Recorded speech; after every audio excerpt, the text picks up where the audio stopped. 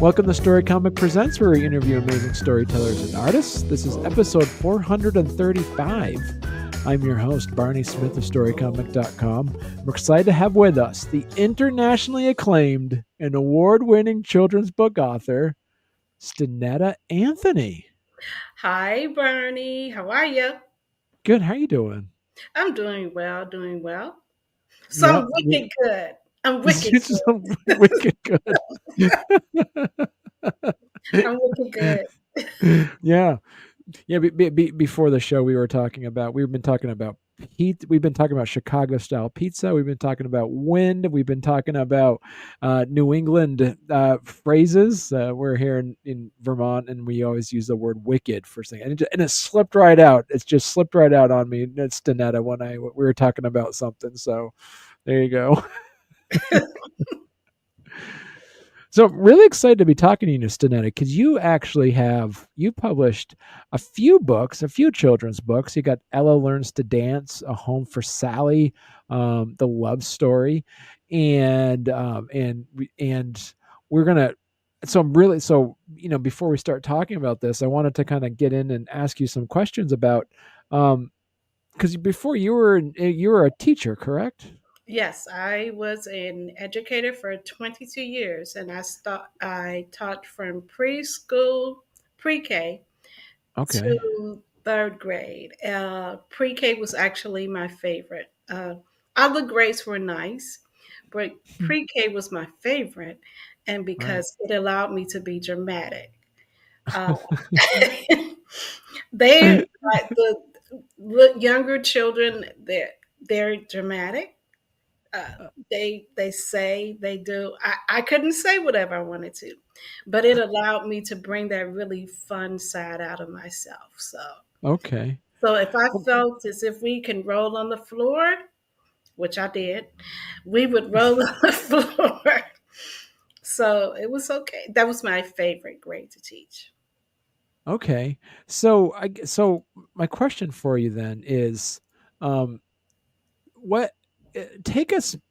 Can you take us back to the moment you decided to transition from teaching into writing children's books? Okay, so it actually came from I was volunteering at my church. I was volunteering in the nursery department in my church. And so one of the requests was to create a story around a biblical character. And everyone had to pick someone different. So my character was Jesus. Mhm. And so I had to develop this character and put them all together. And we had, when I'm saying curriculum, they wanted a curriculum with coloring and everything based around this character, all different stories, just everything. So, as an educator, it was kind of easy to put that together. And I had to develop a story, which is actually where the love story came from. And so I created that particular story for that particular curriculum. I never thought that that story was going to be published. I read that story to a friend. I read the love story to a friend. And they asked me the question, where did you purchase that story from? Mm. And I said, oh, I made it. I created Huh. it, you know. And they said, that's a good story. And I said, oh, okay. And I kind of left it for about a year.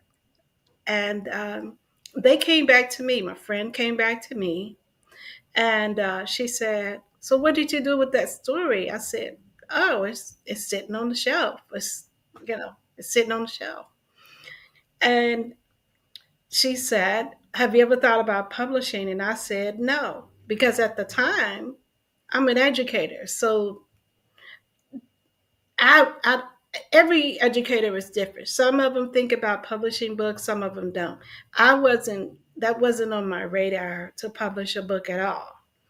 And so with some pushing from her and then some long conversations with my husband, uh, I decided to put out and publish the love story. And I was still teaching at the time. So my first audience were my students. So my students, they told me what they liked, what they didn't like, the pictures and everything. And so that helped me to develop that. And so I say after I wrote the love story is when my writer's bug actually hit. And I started thinking about all kind of stories, stories that I had read, stories that I could create. Because one of the things that I loved to do in the classroom was I would read a book, but I wanted my students to recreate their that particular book and make it their own.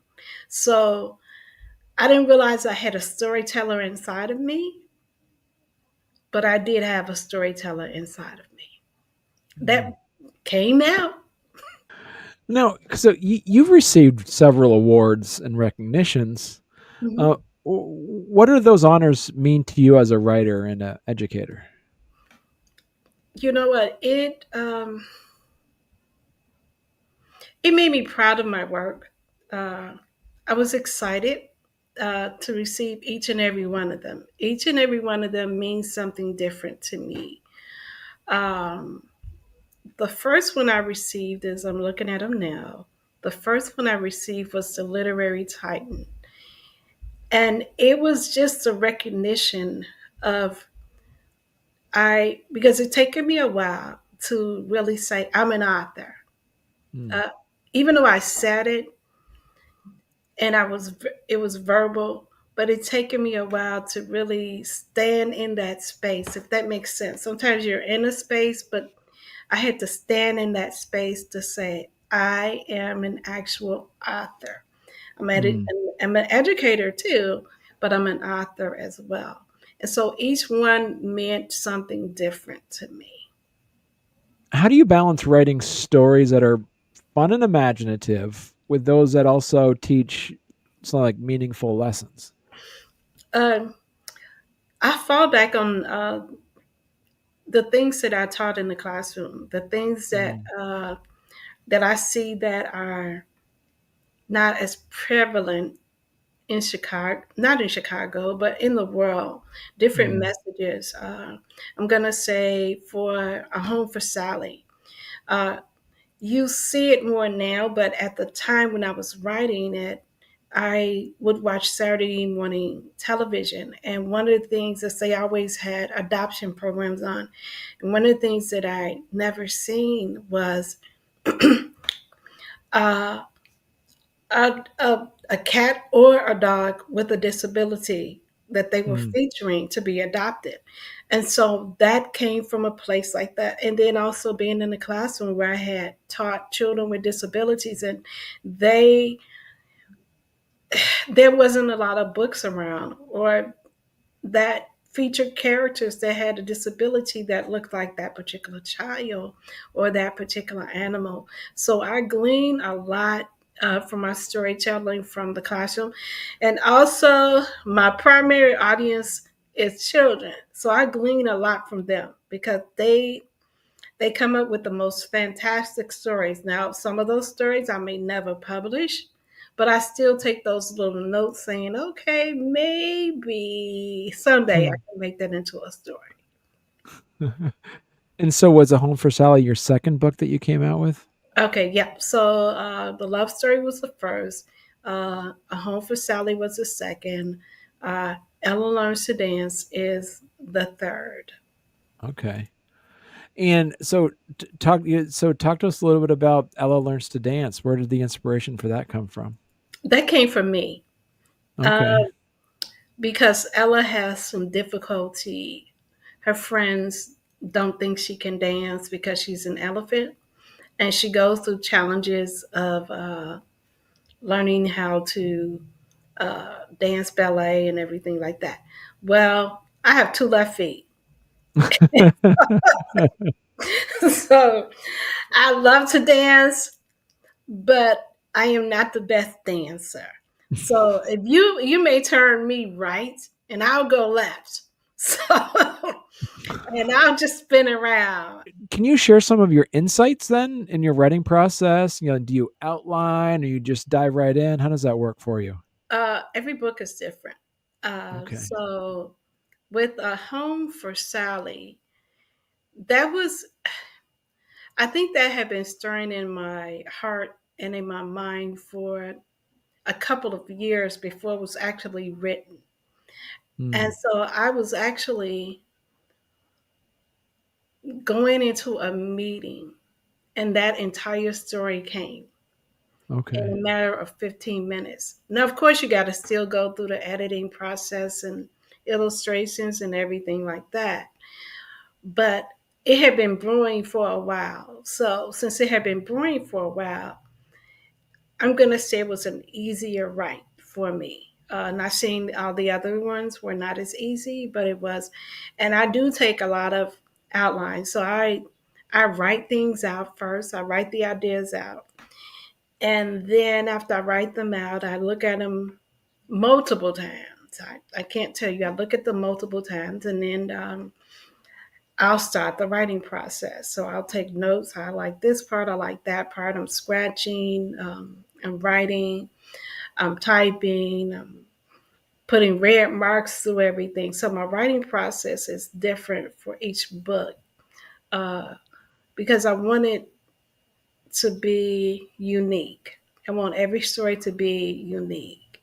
Mm. So the process is different for each one. Well, hey there. If you're enjoying our podcast, don't forget to subscribe on YouTube or leave us a 5-star review on your favorite podcast platform. Your support means the world to us and helps us keep this show going. We love hearing from you, so any feedback is welcome. And thank you for being a part of our podcast family and for all your support. It truly means a lot to us. And so, how was your process then, as you mentioned, for Ella Learns to Dance? For Ella Learns to Dance, um, I did more research with this one Okay. because I wanted to research, okay, do elephants really dance? I mean, you see them, but can they really dance ballet? How graceful are they? So I did a lot of researching about elephants, Hmm. and I did a lot of researching on the sounds of elephants. Even though you can't hear the sound in the book, I wanted to hear the sound of the elephants. And so I did a lot of researching with that. And that's how it evolved from there. And then I did some researching on ballet, uh, what ballet dancers normally look like. We see what they look like on the screen, or if you've been to a ballet or television or something. So it was more research with Ellen Learns to Dance before I really actually wrote that story. Okay.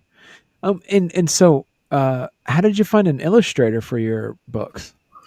So I did hybrid publishing. So I did hybrid publishing for all three books. I can't Okay. draw. I cannot. When I say my stick people, they they don't even look like stick people, but they. So I have a long questionnaire that they send you. I used a different publisher for the love story than I did for A Home for Sally and Ella Learns to Dance. So it was two different. Okay. It was two different publishers, but I can tell you everything that I want, but I cannot draw anything. My imagination, and so whoever works with me, you have to know. You have to just really follow me. I want these color eyes. I want these lashes. I want this. I want that. I can tell you everything, but I can't draw anything. And so when people compliment me, they say, "Oh, these are just beautiful illustrations that you drew." No, no, I can't draw. I can't draw. And so, would you say though, like across the board with like your 3 books so far, are there certain messages or values that you kind of aim to consistently include in your books? Yes. So I want to, in each book, I want to, one of the messages is that you can accomplish anything, no matter what your disability is, no matter what your size is, even no matter what your religion is, you can accomplish anything. And I want to Mm. show kindness because it's important to be kind. Right. That's why, and I'm going to say, even in the love story, Jesus shows kindness to the world. And in the Home for Sally, uh, kindness is shown through his adoption process. And Ella learns to dance. She has some friends that were not kind. So I show the both parts of, some people can be mean and some people can be kind. So I want to Mm. make sure that I'm showing both of those messages that you may experience in both, but it's okay. It's okay. And it's Okay. okay. And the message I want to really say is it is okay to accept yourself just the way you are. I'm going to say a lot of children and adults, we struggle with our appearance. What up are you do you have an what upcoming projects or books are you working on now then? Okay, so I am working on a sequel to Ella Learns to Dance. So Oh, fun. I'm in the process of writing that, and she's evolving. Uh, I've written about one, two, three different stories. I'm just trying to figure out which one I want to release first. Okay. And so what have you learned about yourself by publishing these books? Mm. What I've learned about myself is not to be so hard on myself. Um, Mm. 'Cause I'm harder on myself than anyone else. I could say that, and to learn to be Mm. patient with myself. Because writing is a process. Is Mm. some people can write overnight, and that's okay. But I'm not that particular person. And it may take me a moment to write one story. It may take me six, even though they're children's books, it may take me 6 or 7 months to really narrow in and home in on that message that I like. And the second thing I learned about myself, I'm a researcher. Okay. I love to research. It just gives me a thrill when I'm researching something. And so now I've gotten where I'm not just researching for books, I'm researching for everything. So I love to research. And I'm a history buff. I like to research and learn about history too. So, yeah, that's what I found out about myself. What is one piece of advice you'd give to any aspiring children's book authors then? Okay, so I guess the biggest thing is that that I learned is you can't just consider your book just a book. Your book is a business. It is something that you have to market. It is something you have to promote. It is something that you need to research the legal ramifications of it, uh, with copyright and just all the things that go into that. So, as an inspiring writer, uh, it's great to write the book. And that's what I learned. That was the biggest thing that I learned, that Mm. my book is not just a book, but it's a product. And Mm. it's a product that's on the market. And so, just like any other product that's on the market, I have to do the work that goes into promoting that product. Uh, if you're shy, you have to move past that. If you're Mm. an author, if you want people to purchase your book or know your story, you're going to have to share your story. So, Mm. you have to come out of your shell. Stenetta, if people want to learn more about you and your work, where is the best place they could go to? Okay, so you can visit me on my website. You can visit me on my website. That's me. And so that's Stenetta, Stenetta, Anthony A. Oh, I'm sorry. Maybe you'll have the link. anthony.weebly.com. So you can find me there. Or you can find Okay. me on the social media, Facebook, Instagram, Twitter, not Twitter, X, I'm sorry. X, Yeah. X and Pinterest and LinkedIn. So Cool. you can find me on all those spaces. You're everywhere, Stenetta. You're everywhere. Look at that. Yeah, so I'm everywhere. I'm everywhere. Perfect. Well, thank you so much, Stenetta. And listen, when you get your another book coming out, I'd love to talk about Ella learns to dance, the sequel. That's exciting. Well, thank you. I would be happy to come back on.